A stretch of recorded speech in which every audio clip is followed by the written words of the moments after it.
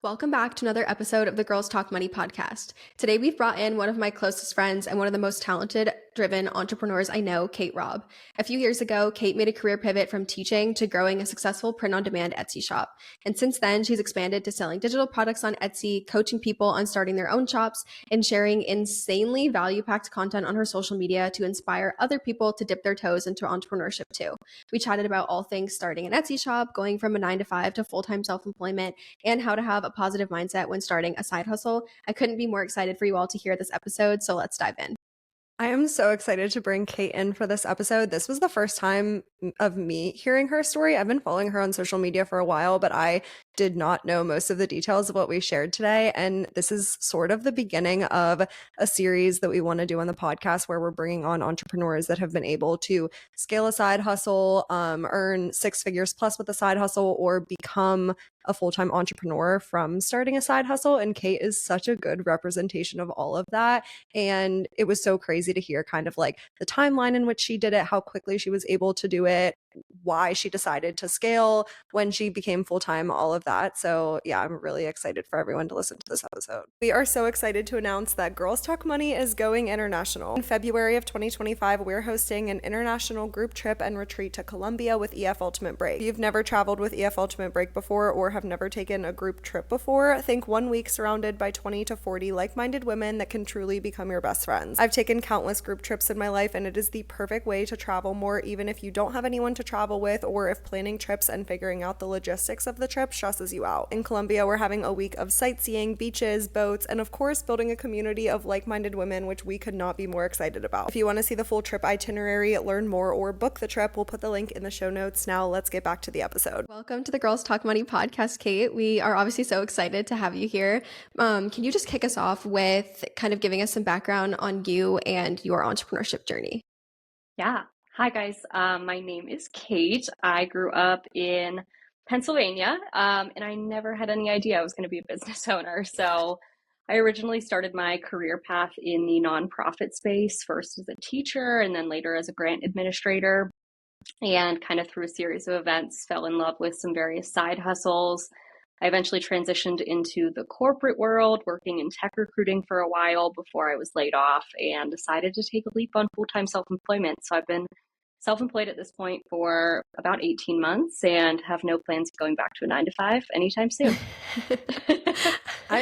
I didn't realize it's only been 18 months. I feel like you've been doing this forever, but can you give people an idea of like how you got started into being self-employed, like things that you tried first, what stuck, and all of that, and kind of like how quick it took off, if that makes sense? Yeah, for sure. So I started side hustling, I would say, in the summer of 2022, but I think my ideas for side hustling started probably like 6 or 8 months before that. Um, Oddly enough, I had never heard of print on demand, which is the biggest side hustle I would say that I've tried until I went out to coffee with a former mentor. I was feeling super burnt out in my nonprofit jobs and went out to coffee with this mentor, and she was telling me that she launched a t-shirt business on Etsy. And I was like, did you learn how to screen print? Like, where did that come from? And she was like, oh no, it's like print on demand. And I like got back in my car and I'm Googling like, what is print on demand? Like, what is it? Like, you're like trying to pretend like you know what's going on. I had no idea what was going on. And I was like, oh, this is like a side hustle where you don't have to hold any inventory. You design products, you work with a manufacturing partner. Like, this could actually be something I would do. I had no time when I was in the nonprofit space to start a side hustle. I was probably working like 50 to 60 hours a week, driving all over the state of PA. And so when I eventually transitioned into tech recruiting, I had such better work-life balance. And that's really when I decided to give print on demand a try. So I launched my first shop in the summer of 2022. Oh my gosh, I feel like that feeling of being kind of burnt out is so relatable because I feel like that is something that makes people want to start a side hustle so much where they're like, I have this full-time role, but it's just not, maybe it's not paying enough. Maybe it's just like, I'm so burnt out. So you were like, okay, I'm going to start to explore print on demand. When did you start that? When did you start that first shop? Like, when were you like, I'm going to actually start a print on demand shop and go after it? And were you like super gung ho, I'm going to build this into a business? Or was it just like, I just kind of want to experiment with this a little bit? Okay. So My boyfriend and I started the stint of long distance around the same time that I transitioned into like the corporate world. So I was out of the nonprofit world. I had way better work-life balance. And then he moved to Denver. So we were like very far apart. And honestly, I was just bored. Like I had nothing to fill my time with. And so I feel like that thought in the back of my head of like, I was going on all these walks, listening to all these podcasts about financial freedom. And I was like, that print on demand thing was still like nagging in the back of my mind. So I really just started kind of diving in however I could. I don't think I had any intention of scaling it to like a full-time business. I was really hoping to make like a couple extra $100 a month. But I think once I saw what was possible with it and I saw that full-time self-employment might actually be within my reach, that's when I really started putting more time into it and seeing where I could scale it to. That's such a good point. I think, Grace, you were talking about like the reasons why someone starts a side hustle, but I was definitely in the same boat, Kate, where I was just like bored. I had very good work-life balance with my corporate job, and I just graduated from college, and I was like used to being super busy in college, but then all of a sudden I had this corporate job where 4 o'clock I like clocked off and didn't have Yeah. anything to occupy my brain. So I love that you kind of like dove in and were using your time to listen to all of the podcasts on Yeah. how to increase your income and gave it a shot. But I feel like a lot of people are going to have this question because I know I do anytime I watch your TikTok. And Yeah. you did say what print on demand was. Yeah. You don't hold any inventory. You are making the designs. You're working with manufacturers. And then when someone purchases something from your Etsy shop, they get sent the shirt, the sweatshirt, or whatever the thing is. You're making the designs though. Are you a creative person? I need like, were you like artistic or?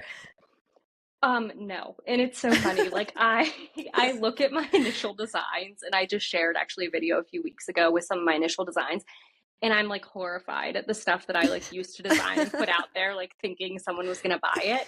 I think that I've always had like a naturally kind of creative side to me. I can remember like I was in a sorority in college and so like designing like big little shirts and all that kind of stuff, but I had never ever had any sort of like professional graphic design experience whatsoever.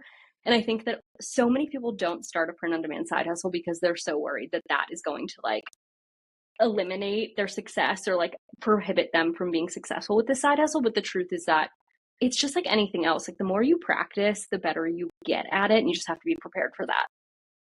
We were just talking about this in another episode that we filmed because Erin mentioned a book called The Originals, and I actually started reading it, and it was talking about how like a lot of people who are really, really good at something, who excel, they've put out like I think it was like Picasso or something, and I think this was an example that you pulled too, Erin, last time we talked about this. Like Picasso put out like tons and tons and tons of paintings, but when we think of Picasso, we think of such a small set of those. And I think a lot of people think, oh, well, Picasso was like so successful and had these like beautiful paintings, whatever. But it's like, no, he actually had a lot that like maybe never saw the light of day, you know? And I think people see these successful Etsy shops and they're like, oh my gosh, like their designs are so good. I don't know if I could ever do anything like that. And that's why I loved that video that you put out where you showed your old designs, because it's refreshing, I think, to see that you can be successful, but it takes work, right? You have to like, you might not, your first design might not be it. It's probably not going to be it. And like, it's like if you go back and you watch like my first TikToks, like they're so cringy Right. and horrible, right? But like, if you let that stop you from actually getting your side hustle up and running, then you don't even give yourself the chance to evolve and get better. I know like from being friends with you and from having all sorts of conversations over the last year and a half, that you also do digital downloads. Can you talk a little bit about what that entails and when you started that side of your Etsy business? Yeah. So I introduced digital products it was last summer, like the summer of 2023. Basically, the difference is kind of like Erin said, with print on demand, you work with a manufacturing partner. So while you're designing all of the products, you don't actually fulfill any of the orders yourself. With digital products, you even cut out that step because it's purely a digital product. So I particularly sell digital wall art files, meaning that I design posters basically that people can print out for their own spaces. But there's no physical poster until the customer gets the digital file and prints it out themselves. So I just kind of started it once again on a whim. I had no graphic design experience. I kind of can't believe that I run like a poster shop on Etsy. It's like funny when I think about it like that. But it's turned into a great, great side hustle for me. So those are like definitely something I would consider if you don't want to take on inventory or even like don't want to work with a production partner. digital wallet could be like a super great side hustle for a beginner, especially I think college students who are already in tune with kind of like some of the design trends that are going on and whatnot. I think it would be like super easy to integrate that into kind of like a college lifestyle. I know you mentioned that when you got started, you never thought that it was going to be a full-time thing. And once you got into it, you kind of quickly saw the possibilities with it and that full-time self-employment was in the realm of possibilities. How long did that take? How long did it take to make, let's say, your first $500 or your first $1,000? I would say, so my first month, I always tell people, like, you're not going to make $10,000 overnight. Like, I see so many videos and they make me so angry because people are just like selling this dream to people that I don't actually think is realistic. My first month selling print on demand, I made one sale and it was to my mom. And like, literally, like, thank God, because I was also getting like no views on my shop. Like, nothing I was putting out there was like, I'm not surprised I didn't make a sale looking back, but I would say that I made my first $500 within 2 months of doing this. And I think like with Etsy, typically it just takes a while for your listings to get recognized by the algorithm. It's like anything. It's like starting social media. Like when it doesn't have data to know what you're selling, it can't put those products in front of customers. So it just takes time. I know we're gonna get this question of what's Kate's shop? And I know you get this in your comment section all the time. Yeah. So can you tell us why like Etsy sellers don't sell their or don't share their shop usually, just so that people understand why we're not going to share your shop Yeah. names and put them in the show notes and all that? Yeah. So Etsy is kind of the Wild West in some ways. And so Etsy operates on an algorithm, much like any other social media platform or any other, website that's out there. And one of the metrics that Etsy uses to measure a shop's success is what's called their conversion rate. So at this point, my TikTok has like close to 90,000 followers. If I shared my shop names with people who like listen to this podcast or follow me on TikTok, and I got a flood of traffic into my shop, and then no one was actually there to buy anything because let's be real, like people who follow me aren't my customers. They just want to learn how to sell on Etsy. It puts my shop at risk for tanking my conversion rate, which is one of the biggest things. The other thing is, once again, I share as much free content as I can with people and like try to make this possible for other people to have information that makes it accessible. But I can't do that at the jeopardy of like risking my own income streams. And so I don't want to risk people flooding my niches or flooding my kind of product types that I sell because I just don't want to create additional competition for myself, obviously. And it's possible to find low competition niches with strategies, but like you can't steal mine. That is so interesting. I know we had this question on our list, so I knew we were going to ask it, but I had no idea what the answer was because in my mind, I'm like, oh, you have 90,000 followers. Like, why don't you want those 90,000 people to find your shop? Like, they could buy from you. But that totally makes sense. I feel like with Etsy, and that's so, like, I love the income transparency on, like, I didn't make any sales my first month. It took me 2 months to make my first $500. I feel like Etsy is one of those things that everyone assumes that it's like, well, other people can do it, but I can't do it. Or it's one of those, like, yeah, people are like selling this dream to me, but it's not possible to me. Everyone just thinks that it's like not attainable. But do you have any tips for people who want to start selling on Etsy? Not even just like print on demand or not just digital downloads, like whatever the product is, but just some tips on if you want to start selling on Etsy, maybe like how to get started or things that you see people do wrong when they first get started. Yeah, I would say the first thing is just like set realistic expectations. The analogy I always use with people is like, imagine that you wanted to be like a power lifter, like you wanted to compete in like a powerlifting competition.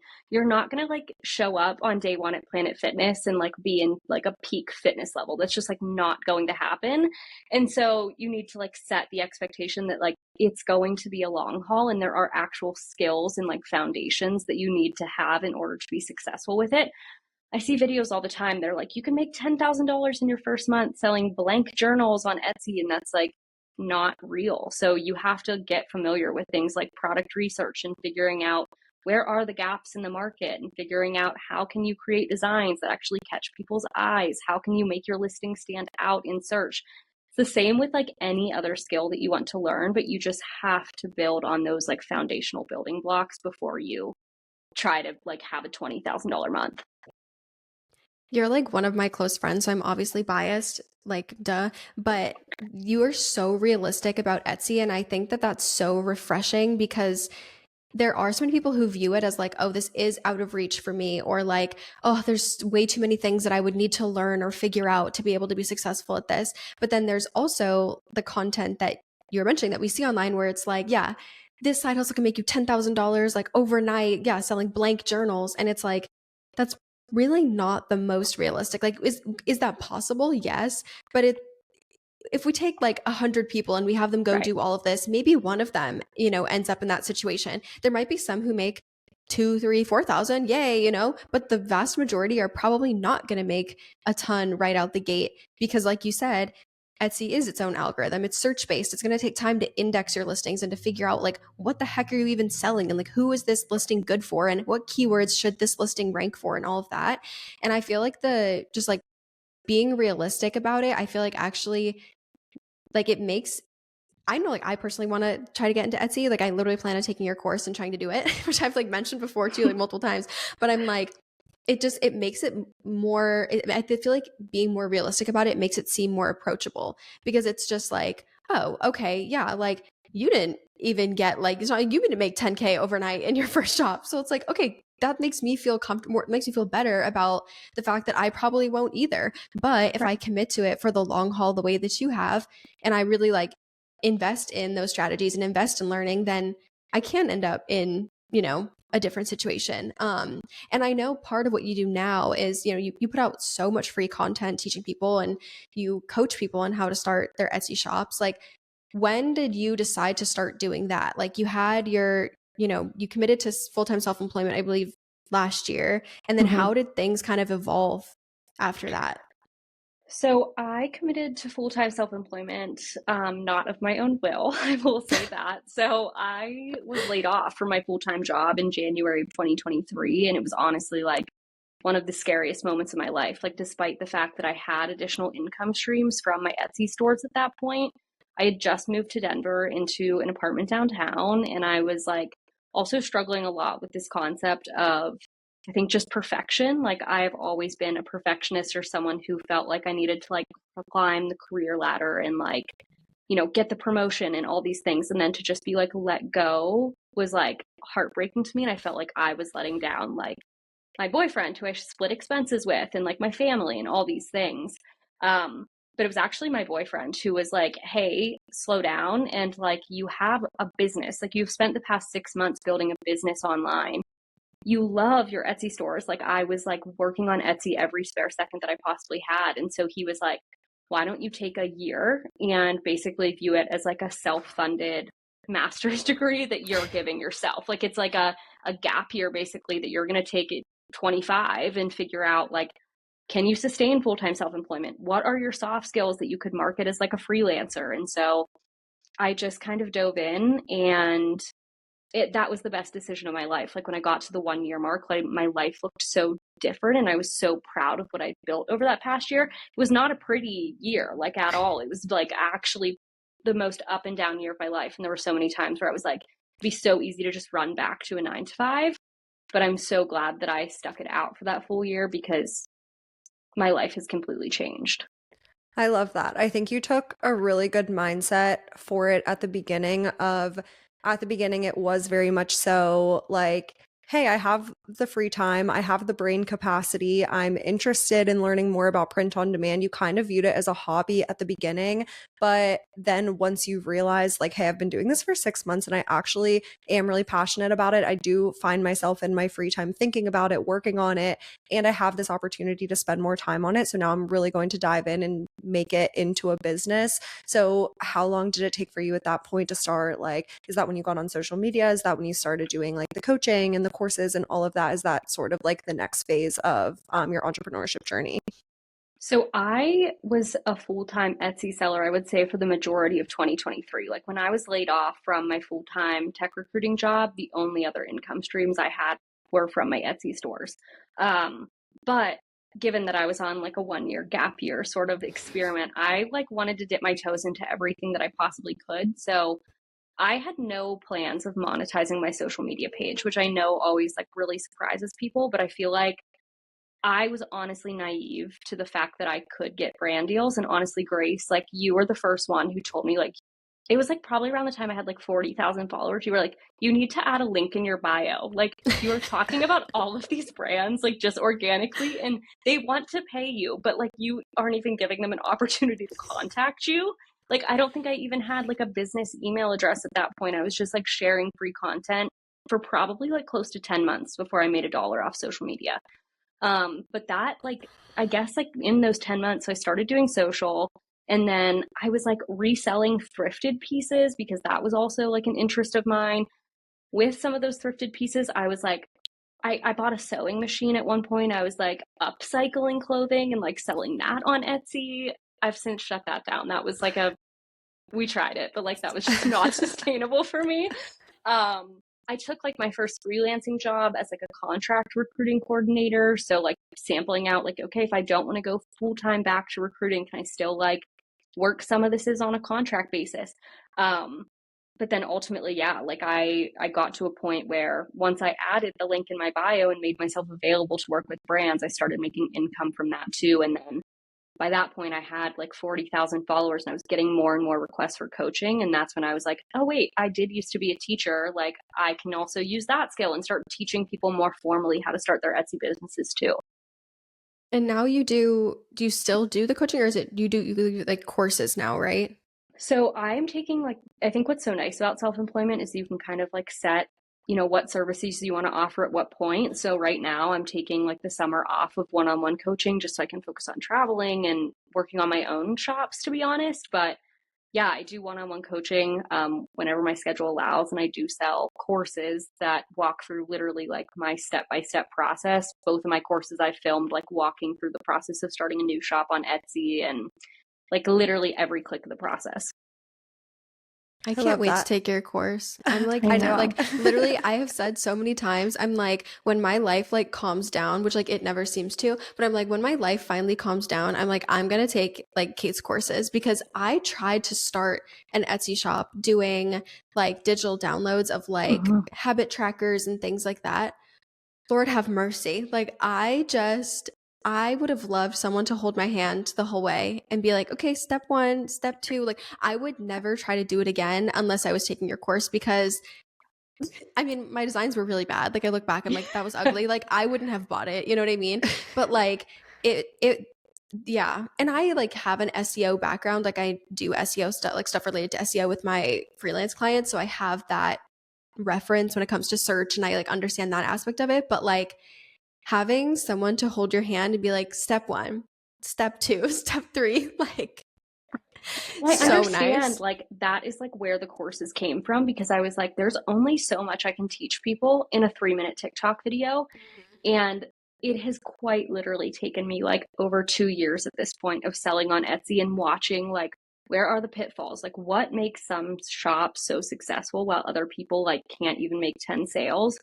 And it just is like I've made this formula basically that has allowed me not only to scale my own stores, but like watching what other people are doing and then helping my own clients. And I think I always remind myself, I'm like, if I can teach 10th graders world history, like I love teaching people like how to actually start a business that they're passionate about. It's like I get to combine that professional background of mine with like something I'm actually passionate about teaching. And that's like the coolest thing ever. I love what you said about one, the self-funded master's degree, but then two, you kind of touched on like the identity crisis of Yeah. losing your job and being like, I thought that I was going to climb the corporate ladder and I just thought that that was what I was supposed to do. And a lot of my identity was wrapped up in that. Do you still feel that way? Because I know this is something that like I definitely still struggle with. It's like someone asks me what I do for work and I don't really know how to answer that because we dip our toes into a bunch of different things and it like makes us money and we're passionate about it and we get to try all of these different things, but you still have that identity crisis of not really knowing how to tell people what you do. But then second, the self-funded master's degree piece is sort of like once you do start building a business you love, it frees up time and you're making money from it. So you are able to self-fund teaching yourself how to learn additional skills that can down the road make you money. So things just sort of snowball. You get additional streams of income and all of a sudden you're a full-time entrepreneur, which is what you've been able to successfully do. Yeah. It's just like mind blowing to look back on the past 2 years and be like, obviously I didn't know one door was going to open, the next door was going to open, the next door for me. And I think that the biggest thing was just like constantly focusing on like, what are my soft skills and what do I actually like doing? I think that if you can wake up every day and be like, I love doing this thing, you can find a way to monetize just about anything. It's just like really about, I think, like letting go of those limiting beliefs and telling yourself like you don't have to wake up every day and work a job that you're miserable in. Like I used to recruit for like the sales organizations at tech companies, and like I can remember there being days where I was like, feel so disrespected, but like it's going to get better in 5 years whenever I'm, have this title change or whatever. And the truth is that like I don't get nasty emails now. Like I don't have to actually deal with that because I've just created this like job for myself with hobbies and skills that I actually love doing.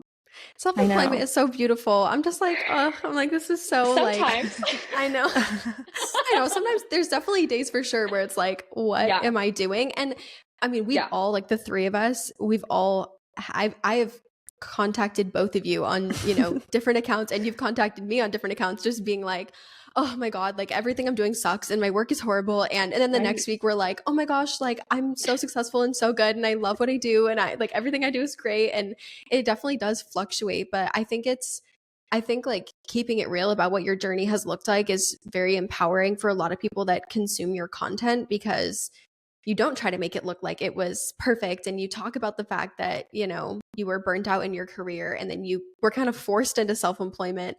But I also think it was very like brave to take that push into self-employment and be like, all right, I'm just, I didn't decide this on my own account, but I'm just going to go for it. And, it was almost like the universe was like, I know you've been wanting to do this, so I'm just going to like push you over the ledge and force you into it.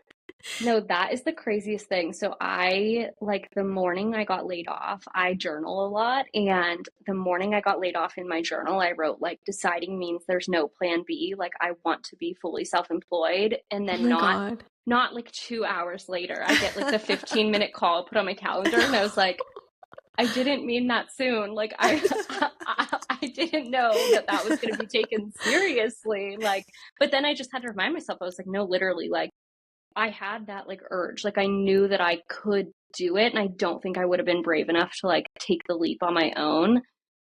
And if I didn't have people in my corner, like supporting me, like I really do like say thank God for my boyfriend all the time, because I think just like his belief in me was also so empowering to just be like, if he thinks I can do this, I can do this, I think. So yeah, no, it's definitely so empowering to see what you've been able to accomplish in such a short period of time. Like I said at the beginning of this episode, I didn't realize it hasn't been even like 2 years that this has been going on. But I love that you're like trying new things and you're like constantly dipping your toes into a bunch of different things. I heard this term called portfolio career, which I feel like both of you can definitely relate to. It's just like kind of, again, that term of you're fully self-employed, but you're interested in a bunch of different things and you're constantly like giving yourself more time flexibility back into your day to be able to dip your toes back into different things. So with that, where do you see your entrepreneurship journey going from here? Have you thought about that? That is such a good question. And I feel like I don't have like a super clear vision of where I want to be in like 10 years. I think right now, my biggest goal is just like following, once again, my joy and like my passion. Like, I am right now loving creating content. Like, that has just been such a fun add on in the past year that I've gotten to do, and like working with brands that I really do love and all these things. So, like working to build up more UGC or like user generated content side of my business right now. I just started working with a business coach who's really helping me to kind of like follow those passions and once again hold me accountable to like kind of sort through everything that I have going on right now and like what I really enjoy versus maybe what's not serving me anymore. So I don't really know. We'll see where I'm at a year from now. I could not have told you I'd be here a year ago. So I have no idea where I'll be a year from now either. That's valid. That's very valid. Whenever people ask me what my 5-year plan is, I'm like, I don't even know what I'm eating for dinner tonight. Like, I'm like, because truly I feel like with entrepreneurship, and I think that's one of the beauties of entrepreneurship is, like you had said earlier, a door might open that you didn't expect. And then that door, that brings you into a room where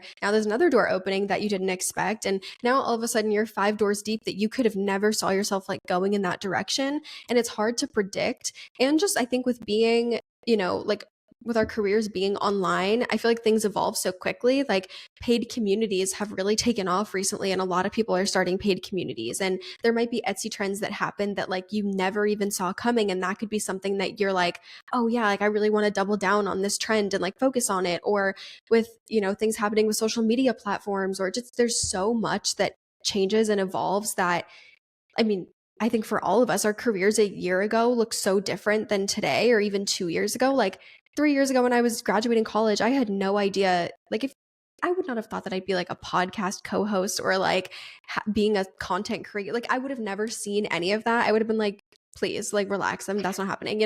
But it really does evolve so quickly. And when one door opens, it can spiral so much from there. So it is tough to predict. But I also think it's kind of cool to be in that spot where it's like, things have evolved for you so much over the last 18 months, which also, even though we're friends, I did not know that it was 18 months. Like, for some reason in my head, I always felt like it was so much longer. I think because you're so talented at what you do that I'm just like, she's been in the games, for a long time. Like, she knows so much. But it's kind of cool almost like knowing that you're going somewhere, but you have no idea where you're going. And it just like allowing things to kind of flow to you and let your career evolve from where it's at. I know we talk a lot about kind of balancing action with also like attracting. And I mean, I forget, I know both of you obviously, but we're all spiritual and we all like have conversations about like manifesting and things outside the podcast as friends. But I know we talk a lot about that. And I think it's cool to be able to focus on just the life that you want to attract and let those actual like, okay, I'm going to do this thing or this thing kind of flow to you. And I think that's a good spot to be in as an entrepreneur.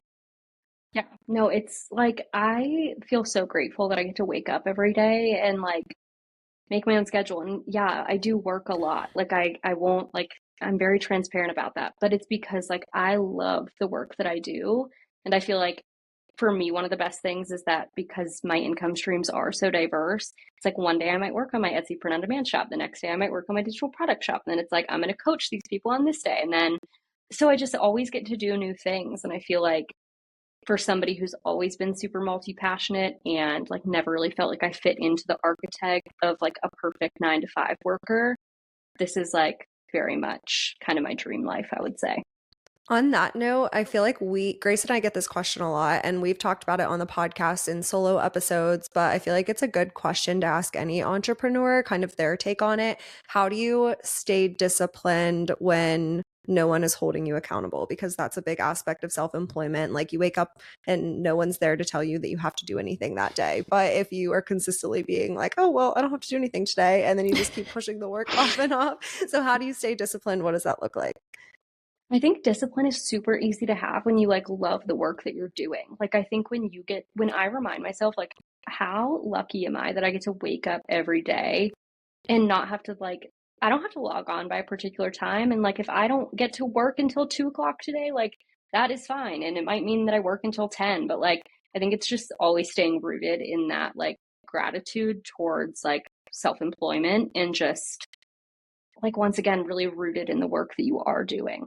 And I think it's like the same thing like when I was a teacher, even like I taught in Memphis in a school that was like historically really underfunded. It was like a very unsafe environment. And there were days where I was like, man, I have no idea what's going to happen at school today. I don't know what's going to go on in the neighborhood where I teach, but like these kids deserve a teacher. Like it's like that you're going to get up and go to work. Like that's what you do. Yeah, Definitely. that makes a lot of sense. Yeah, I feel like it is easier to show up when you enjoy it, but also I think being rooted in that gratitude, I feel like is really important, especially when it comes to, because I think all of us can probably relate to this, and probably a lot of people listening can relate as well, that when you are in charge of everything as an entrepreneur, or if you have a side hustle, or if you work, even if you work a 9 to 5 and maybe you're like you don't really have like someone overseeing you or telling you what to do, it's easy to put pressure on yourself to do all of the things and to do the most. So it's like striking this balance of, yeah, how do I like just show up every day and do what I need to do and make sure that I love what I do without putting the pressure on myself to like, yeah, do a million things and to really find that balance. But being rooted in gratitude where it's like, I am grateful that I just get to do this every day, or I'm grateful that, I even have the opportunity or whatever, or that I get to work for myself or work in this environment or whatever it is, I think makes it easier, especially on those like tough days, because there will be tough days at any type of job, any job, side hustle, entrepreneurship, whatever it is. There's going to be days where you're like, what the hell am I doing? Why am I doing this? You know what I mean? Yeah. But having that like gratitude for the work that you get to do, I feel like is definitely helpful in showing up consistently. And I think also like there were so many tasks I feel like that I used to dread about my business, like accounting, for example. Like I would get to the end of the month and be like, I have no idea what of this money I need to like set aside for taxes or do this with, or like, and I started coaching people and I was like, I need to have like some type of service agreement in place, but like would give me so much anxiety feeling like some of those tasks, I feel like when you don't want to do them, that's where it can be hard to stay disciplined and like show up for work every day. And that's why I don't even like second guess about outsourcing that stuff now. It's like, I will help pay my accountant whatever they ask to like handle that side of my business. I will pay my lawyer like whatever they ask to handle that side of my business, because when you get to continue doing the tasks that you enjoy, I think it makes it so much easier to like stay focused and like actually move your business forward. I love that so much. Yeah, outsourcing and also setting up systems so that anytime something like that does come up, like the service agreement is already in place and it automatically gets sent to the customer, and just kind of like setting everything up on the back end to allow you that time and space to focus on the things you love and to focus on the things that can in turn make you more money. So I love that tip so much. We're just out of time. So I guess our last question is just, where can everyone find you?